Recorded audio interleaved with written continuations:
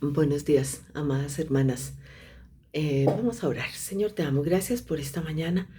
Rogamos a ti, Señor, que cualquier cosa que nos produzca distracción en nuestras vidas, Señor, que las podamos alejar por un momento y meditar solamente en ti, en lo que tú tienes para nosotros hoy.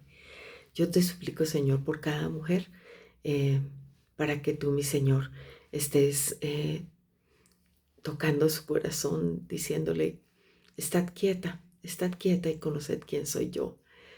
Eh, Como tú le decías a Marta, Marta, afanada, muy afanada, haz como tu hermana como tu hermana María, siéntate a mis pies y escúchame. Bueno, ese es mi ruego en el día de hoy, en Cristo Jesús. Amén. Bueno, llegamos al capítulo número 6. Capítulo número 6. Y hemos disfrutado diferentes tipos de oración, pero hoy la autora se eh, enfoca en un versículo que no es propiamente una oración de Pablo por los creyentes, pero tiene que ver con la oración y esto es lo que nos especifica ella. Dice en el en la portada, en donde comienza el capítulo 6, o sea, en la página 104, dice: más allá de mi lista de oración. Y hay un puntico en donde dice: Señor, danos un amor anclado en la verdad. Filipenses 1, 9, 11. Luego: Señor, en un mundo de dolor, permíteme ser instrumento de consuelo a corazones heridos y desesperados. Estos dos temas los abarcamos en las semanas previas. Y esta semana es: Señor, estamos agobiados o agobiadas. Necesitamos de ti y de tu paz. Filipenses 4, 6, 7. Y voy a proceder a leer el versículo, pero quisiera leerlo desde el principio del 4, porque realmente es una porción de la palabra que comienza diciendo una frase: regocijaos en el Señor siempre.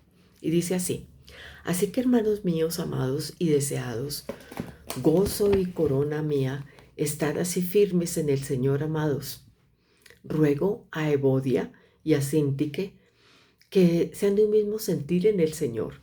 Asimismo te ruego también a ti, compañero fiel, que ayudes a estas que combatieron juntamente conmigo en el Evangelio, con Clemente también y los demás colaboradores míos, cuyos nombres están en el libro de la vida. Regocijaos en el Señor siempre. Otra vez digo, regocijaos. Vuestra gentileza sea conocida de todos los hombres. El Señor está cerca. Por nada estéis afanosos, sino sean conocidas vuestras peticiones delante de Dios en toda oración y ruego con acción de gracias. Y la paz de Dios, que sobrepasa todo entendimiento, guardará vuestros corazones y vuestros pensamientos en Cristo Jesús. Bueno, la autora empieza su capítulo hablando sobre qué pensamos sobre el descanso, asunto sobre el cual no nos vamos a detener. Vamos a comenzar en la página 106. Casi al final de la página comienza así a escribir la autora. La palabra de Dios nos enseña que nuestra alma puede vivir en descanso, sin afán, sin esa ansiedad que parece invadir los corazones de todos en nuestra generación. Este es precisamente el tema del que Pablo escribió en su carta a los Filipenses, una iglesia por la cual él sentía un cariño especial, como mencionamos antes. Aunque no es precisamente una oración, sí tiene relación directa con nuestro tema y nos puede ayudar mucho a considerar aquellas cosas por las que oramos. Como ya hablamos sobre los aspectos generales de la carta, no es necesario repetirlos, pero si puedes repasarlos en la página 69 sería bueno. Yo sugiero que nos volvamos allá atrás porque no quiero que olviden nada de lo que leímos respecto de esta carta. Dice así: Existe un consenso general en cuanto a que la carta a los filipenses se escribió alrededor del año 62 después de Cristo. Pablo mismo escribe en la carta que se encontraba preso, de acuerdo con Filipenses 1:13. Aunque no hay una referencia directa al lugar de su encarcelamiento, la ciudad de Roma es la mejor candidata por la mención a los de la casa de César en Filipenses 4:22.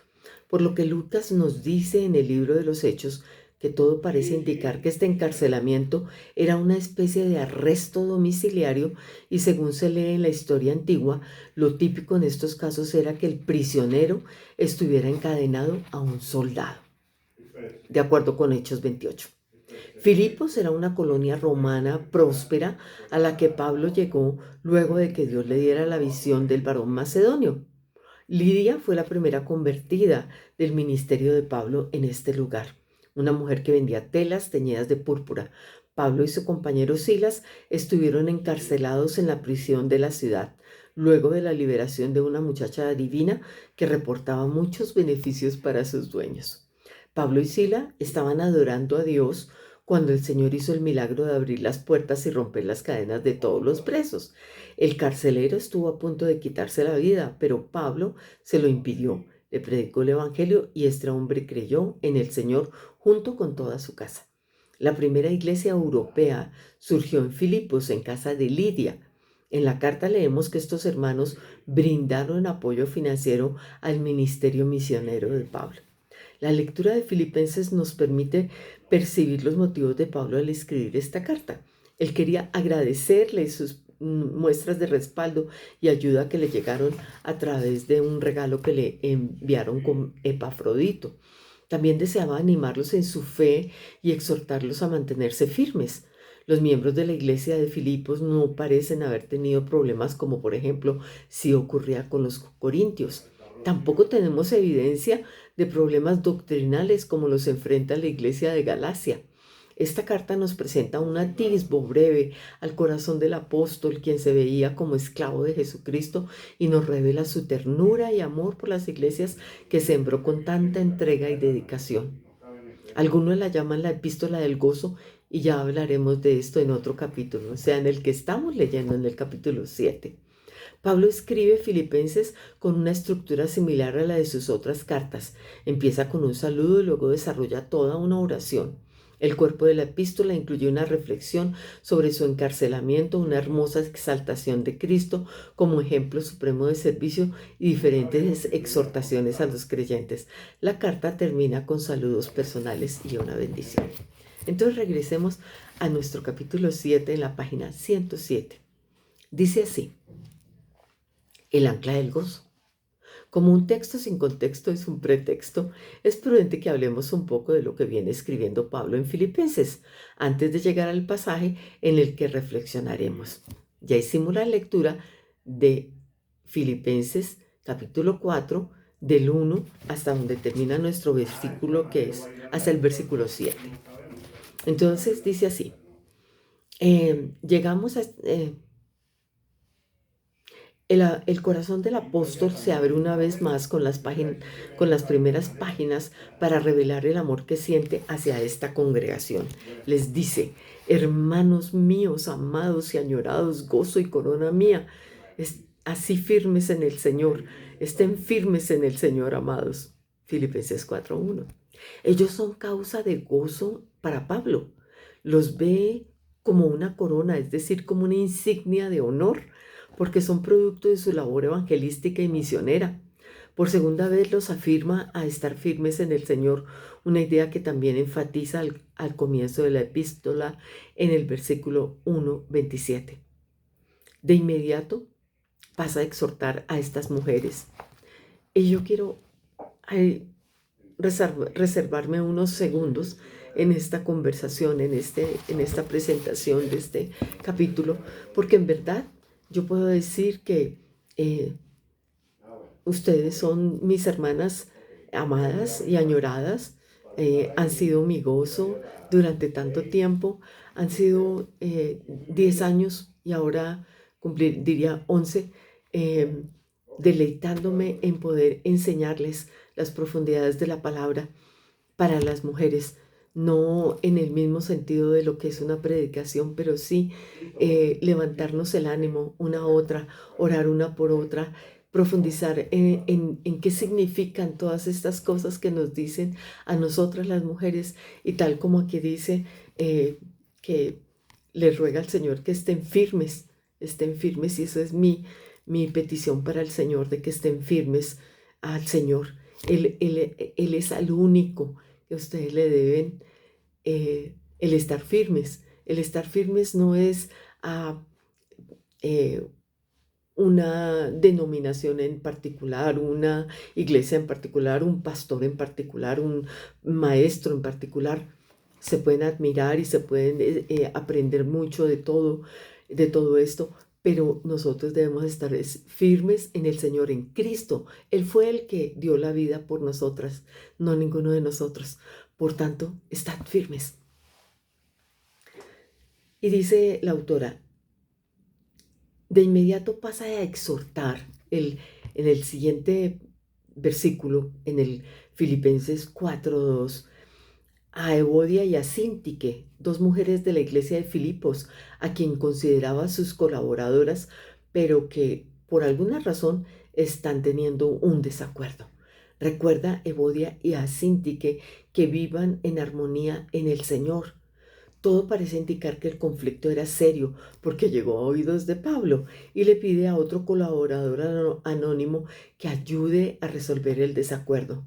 Luego les recuerda algo hermoso a ellas y a sus otros colaboradores. Sus nombres están escritos en el libro de la vida. Lo que viene a continuación es sorpresivo. Pablo pasa sin ningún preámbulo a una frase en modo imperativo, un mandato. Regocíjense en el Señor siempre. No perdamos de vista que acaba de mencionar que sus nombres están en el libro de la vida, y ahora les dice que se regocijen en el Señor. Y dice la autora, me pregunto si estas palabras de Jesús tal vez hayan venido a la mente de Pablo. Sin embargo, no se regocijen en esto, de que los espíritus se sometan, sino regocíjense de que sus nombres están escritos en los cielos, de acuerdo con Lucas 10:20. El punto es que la razón por la que Pablo les ordena regocijarse es que sus nombres están escritos en los cielos, que tienen un lugar en la vida eterna gracias a la obra de Cristo. Pareciera que Pablo les está diciendo que incluso cuando haya desaveniencia, que que pueden hacer difícil el trabajo del Señor, regocíjense. Tienen un motivo sublime para hacerlo. No se regocijen en las circunstancias, ya sean buenas o malas, sino en el Señor y su obra maravillosa a nuestro favor por pura gracia. No sé si es tu caso, pero regocijo no es lo que primero viene a mi mente cuando estoy en medio de un desacuerdo. ¿Y qué de ti? Pablo no estaba loco ni vivía flotando cuando ordenó regocijarse. Es posible que tuviera claro que esa situación en la iglesia o cualquiera semejante pueden convertirse en un ladrón del gozo y en una raíz de amargura. Justo en momentos así debemos recordar que todo es circunstancial debajo del sol, y por eso podemos decir, y por eso podemos regocijarnos en Cristo. Pero hay mucho más que podamos rescatar de las palabras del apóstol a los filipenses. Podemos deducir que esos creyentes no tenían una vida fácil. Estaban sufriendo y eran víctimas de la persecución. Por eso Pablo les dice, de ninguna manera estén atemorizados por sus adversarios, lo cual es señal de perdición para ellos, pero de salvación para ustedes. Y esto de Dios, porque a ustedes se les ha concedido por amor de Cristo, no solo creer en Él, sino también sufrir por Él. Sufrían a causa de su fe en Cristo, por eso su vida cotidiana no era una panacea y tampoco era color de rosa. Pero Pablo los invita, los exhorta, les ordena que se regocijen y se alegren en el Señor. Una vez más, ¿qué quiere decir regocijarse en el Señor? Es ponerlo solo a Él como la fuente de mi gozo, Lo que Dios es y lo que ha hecho por mí es motivo de gozo. No tiene que ver con pensamiento positivo, como impresionar a los otros. No, nada de eso. No, el gozo al que Pablo se refiere es el resultado de poner la mirada en Cristo, porque Él es la razón del gozo verdadero. Pablo no solo lo ordena que se alegren o regocijen alguna vez, sino que lo hagan siempre. Es muy fácil dejar que nuestro gozo dependa de las circunstancias, alegrarnos cuando todo va viento en popa o cuando no hay conflictos, como los de Evodia y Síntique, cuando no hay carencia ni enfermedades. Y dice la autora, hablo por experiencia propia porque en muchas ocasiones he permitido que las circunstancias nublen mi vista a lo eterno y me haga creer que no puedo vivir gozosa. Pero Pablo nos enseña en esta carta, y también lo observamos en toda la escritura, que el gozo del creyente no depende de las circunstancias de nosotros, sino que siempre es en el Señor. El salmista lo enfatiza al cantar, regocíjense en ti los que aman tu nombre, en el Salmo 5:11.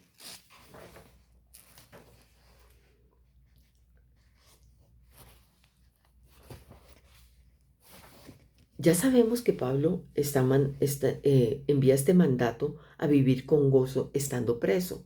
Y es evidente que una cárcel no es motivo de gozo, aunque todo pareciera indicar que era una especie de arresto domiciliario, igual no gozaba de libertad. Bajo esas condiciones escribió la carta que muchos catalogan como la epístola del gozo. Si Pablo la hubiera escrito tranquilo, desde su casa o mientras disfrutaba de un ministerio sin complicaciones, sería más entendible su invitación al regocijo. Pero Filipenses es una carta que desafía toda lógica, porque Pablo estaba privado de su libertad en espera de sentencia y con un futuro incierto. Él tenía todos los motivos del mundo para escribir más bien la epístola de la queja y el llanto. Sin embargo, su carta tiene 16 referencias al gozo con justa razón. Pablo no solo ha sido llamado el teólogo de la gracia, sino también muchos lo reconocen como el teólogo del gozo en el Señor. Y aquí cuenta una pequeña historia sobre cómo le fue quejándose en frente de sus abuelos saliendo de la universidad, nuestra autora Wendy, y que le tocó caminar 8 kilómetros. Entonces ella llegó a quejarse y dice, mientras le contaba a mi abuela entre quejas todo lo sucedido, mi tío abuelo salió del cuarto y con una voz suave y tanto risueña pero firme me dijo, Wendy, el libro de las lamentaciones ya se escribió y tú no vas a añadir la segunda parte. Deja las quejas. Quizás me dijo más, pero eso fue lo que le quedó en la memoria. Y luego dice, no es que mi tío viviera una vida idílica y sin contratiempo. Por el contrario, igual que Pablo, había experimentado la injusticia, el maltrato, la falta de libertad, lo horrible de una cárcel por causa de su fe. Como parte de una ola represiva del régimen de Fidel Castro, mi tío fue llevado a prisión junto con muchos pastores y seminaristas en 1965. Sin embargo, puedo decir con certeza que nada de eso le quitó el gozo que solo viene de estar en Cristo. Era un gozo contagioso que compartía con otros y permeaba todo lo que hacía. Sus palabras de esa tarde procedían de un corazón convencido por la verdad, no de una frase hueca y repetida como mantra. Wendy, el libro de las lamentaciones ya se escribió y tú no vas a añadir la segunda parte. Deja las quejas. Entonces quiero dedicar este tiempo a dos temitas que se tocaron ahí y que sin lugar a dudas son bien importantes. Eh, las quejas, las quejas son algo que usamos nosotras las mujeres continuamente. Bueno, yo diría que en general, hombres y mujeres, pero yo creo que las mujeres nos podemos quejar mucho más que ellos. Eh, pero qué decir dentro de la iglesia, también nos quejamos, porque hoy predicaron esto, porque mañana no predicaron lo otro, porque yo quería que no se hiciera así, sino que se hiciera asá, porque yo quería que decoraran así y no asá, porque hoy me saludó fulanita, pero a las demás ni las miró, o a todas las saludó y a mí no. Mejor dicho, nosotras podemos hacer queja de cualquier mínimo detalle. Hicimos el almuerzo en el fin del mes y yo no quería que prepararan ese menú, sino el menú tal.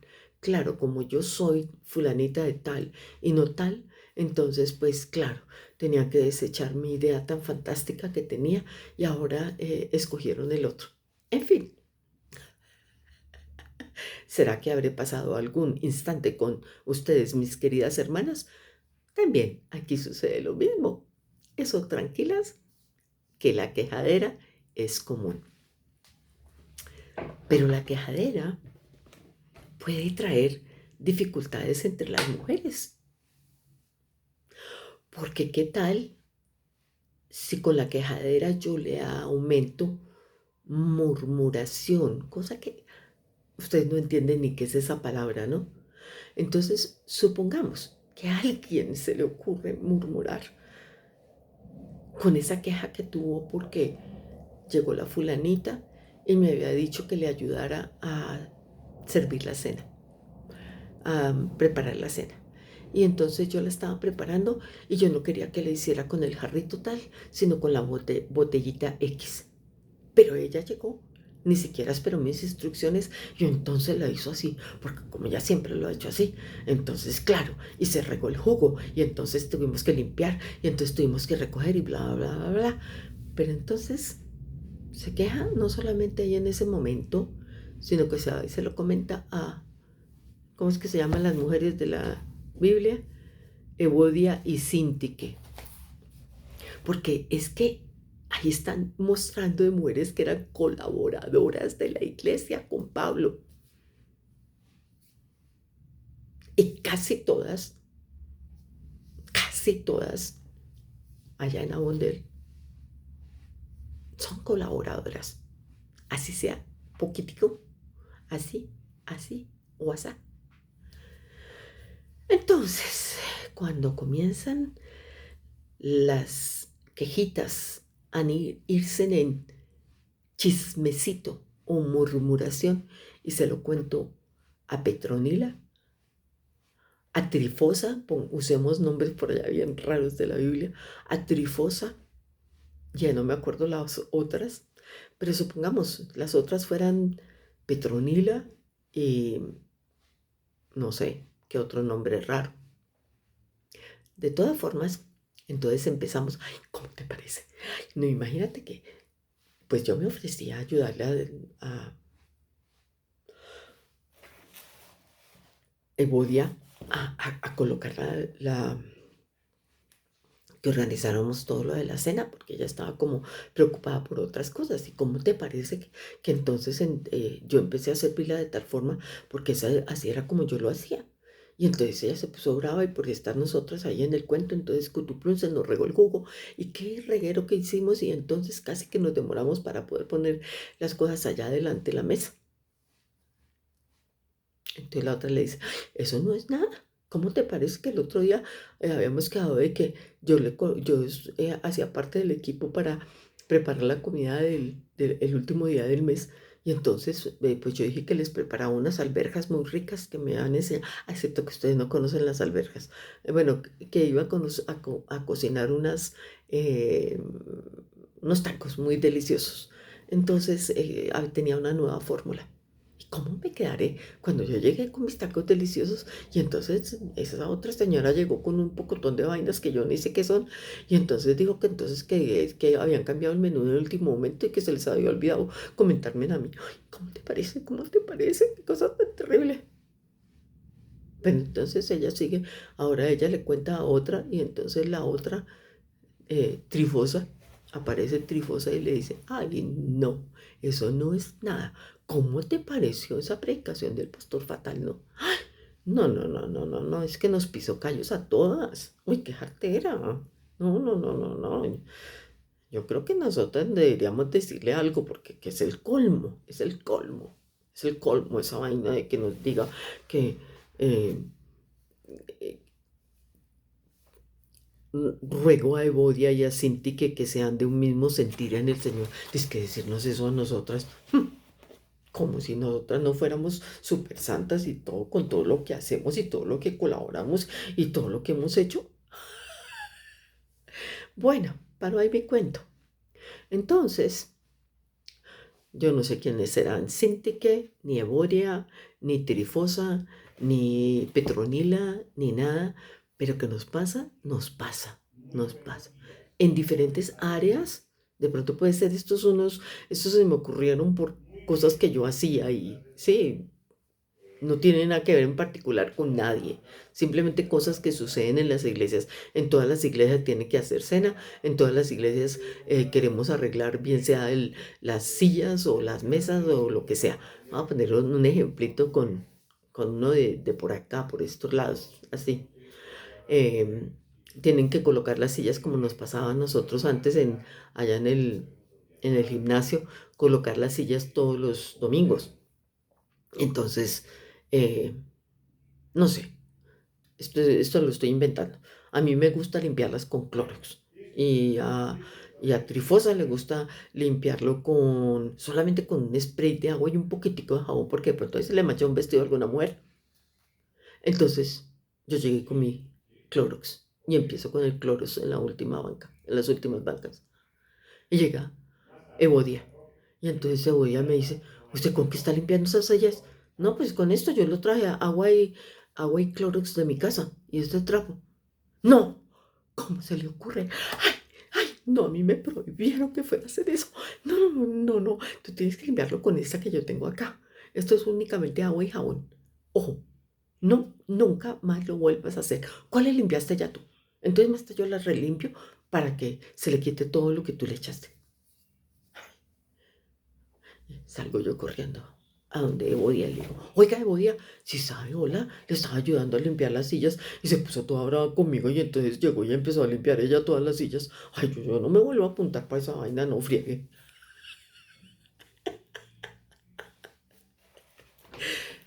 ¿Estaremos hablando de algo? Bueno, ¿y qué tal de todas las que llegan tarde y las que llegan temprano? Empezamos a murmurar de las que llegan tarde. O al contrario, entonces las que llegaron tarde, claro, como ya no hace nada, como ya no tiene hijos ni nada, ni en cambio a mí sí me toca de todo. Entonces, mijas, la historia que estoy contando y todo este chiste que le hice, esta parte cómica, es para que reflexionemos sobre esto tan importante que dice Pablo antes de que nos dediquemos a la oración, porque ¿cómo nos vamos a dedicar a la oración si es que nos la pasamos en estas vainas? Y desafortunadamente en las iglesias católicas, sean americanas, sean colombianas, sean mexicanas, sean eh, australianas, póngale el idioma que quiera, en donde quiera, y allá estamos nosotras las Evas, doñas Evas. Y doñas Evas se parecen a la Evodia y a la Sintique de las que habla Pablo acá. Entonces, y todo eso produce un afán entre las que son más organizadas y todo, con las que son menos organizadas y todo. En cualquier sitio, no estoy hablando en el trabajo, en la iglesia, en la familia, en todo. Entonces, reflexionemos sobre esto, oremos y si hay alguna evodia y siente que, por favor, regocíjense en el Señor y sírvale a Él, no a ustedes. El servicio en la iglesia no es para nadie, ni para Consuelo, ni para Héctor, ni para Fabián, ni para Marlene, ni para Modesta, ni para David, ni para el pastor Jack, ni para el pastor Jack, ni Juk, ni Nana, no, para ninguno. Ninguno, ninguno, ninguno. Todos incluyendo todos los que ya cité, más todos los que vamos a la iglesia, somos un cuerpo con diversos miembros, cabeza, tronco y extremidades. Cada uno sirve de acuerdo a su capacidad sin quejarse. ¿Cómo fue que le dijo el abuelo a Wendy? Mijita, el libro de Lamentaciones ya se escribió. No vaya a escribir el segundo libro. Pare de quejarse. Entonces, pongámosle atención a esto, porque así como pueden subir nuestras oraciones a Dios si nos estamos quejando. ¡Uy, qué frío! ¡Ay, qué calor! ¡Ay, no me toque! ¡Ay, ay! Y así eres tú y así soy yo. Por tanto, he dicho, las quiero mucho. Besitos.